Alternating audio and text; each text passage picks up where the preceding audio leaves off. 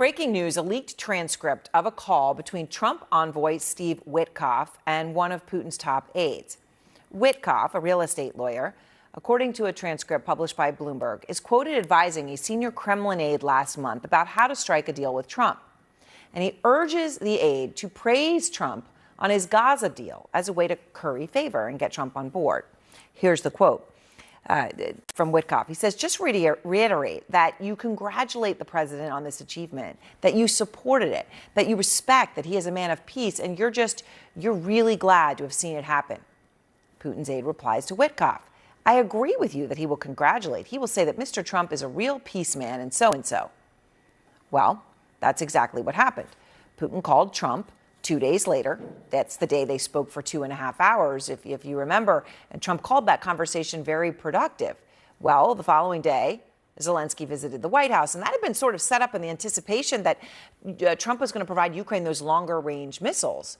Well, that could hit Moscow. But after the call with Putin, Zelensky shows up, and boom, no, request denied. Republican Congressman Brian Fitzpatrick, seeing all of these transcripts, tweeting, quote, this is a major problem and one of the many reasons why these ridiculous sideshows and secret meetings need to stop. Allow Secretary of State Marco Rubio to do his job in a fair and objective manner. Republican Congressman Don Bacon also posting, quote, it's clear Witkoff fully favors the Russians. He should be fired. Blunt words. It comes as Trump and Zelensky apparently now agree on some points of a possible peace deal. And guess who Trump has dispatched to meet with Putin to talk about it? Steve Witkoff. Out front now, Christo Grozev, investigative journalist who has been placed on Russia's wanted list. And Christo, I appreciate your time tonight. So Russia says some of these transcripts that Bloomberg has are fake. The White House is not denying their veracity. It simply says that the reporting proves Witkoff talks to officials every day to achieve peace. What's your reporting, Christo? I know you've got a lot of new information here. Well, first of all, this is probably an unprecedented leak from my experience. I don't think we've ever seen a combination of two leaks. One is a call between Witkoff and Yuri Ushakov, the senior advisor to President Putin. But the other one is between two Russian officials, the Kirill Dmitriev, who's the official negotiator on behalf of the Kremlin with the United States on all matters relating to peacemaking in Ukraine, and Ushakov, again, the top senior advisor to Putin. Now, what these two calls show to us is that there was, and in fact, a collusion. I couldn't say it in any other way. I couldn't describe it with any other verb or adjective, but it's a colluding between the person who's supposed to represent the United States' interest in the negotiation and the Russian official in how to actually gaslight, how to manipulate the American president into accepting deal terms that favor the Russian government only. That's kind of the nut and bolt of these two leaks. But equally, this sheds light on the origin story of these 28-point terms that were passed on and given as an ultimatum to the Ukrainian side a couple of days ago. They were presented as an American invention, as an American creation. But in fact, my own reporting earlier suggested this was a Russian boilerplate that was created 6 months ago or more. And essentially, it was just passed on to the United States to be presented as an American position to the Ukrainian government. And these calls actually confirm exactly that. We hear in these calls, we see in the transcripts that the Russians are talking between themselves whether or not the Americans will make even the smallest of changes to this. I just want let me jump in here because I want to read these parts. So you're talking about the peace plan, right? So Witkoff was trying to do everything he could to help the Kremlin get a peace plan out there. So Witkoff says in the transcript that Bloomberg's put out between Witkoff and the senior Russian negotiator, Witkoff says, I have the deepest respect for President Putin. Maybe he says to President Trump, Steve and Yuri discussed a very similar 20-point plan to peace. And I think, Yuri, the president will give me a lot of space and discretion to get to the deal. Now, that's extremely disturbing to read. But then, Christo, the call that you mentioned between the two Russian officials. This is, I don't want to say the cherry on the top because that implies something good. But this makes the point. The two Russian officials say to each other, I think we'll just make this paper from our position and let them do it like their own. but I don't think they'll take exactly our version, but at least it'll be as close to it as possible.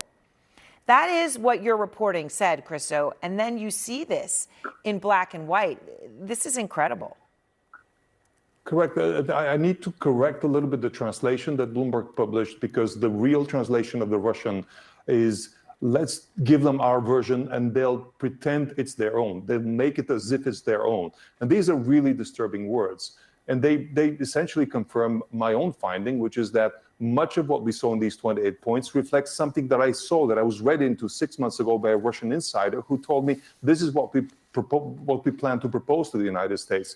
So essentially, we're seeing Steve Witkoff siding with something that is a Russian proposal, substantively a Russian proposal. Maybe there are a couple of these 28 points that were added later, but they don't reflect the core of a pro-Russian position.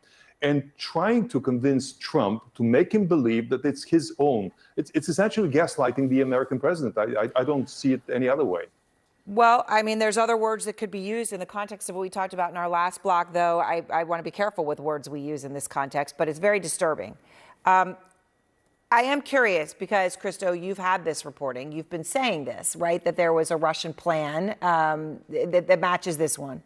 Now that these transcripts come out, this all becomes, disturbingly clear. Who do you think leaked these transcripts? How do you think they got them? Well, what we can be sure is that it's not a U.S. leak. I cannot see any situation in which a U.S. entity such as the NSA would consider leaking this, considering that there's an American government official on the calls. But we have at least two other strong candidates for this leak.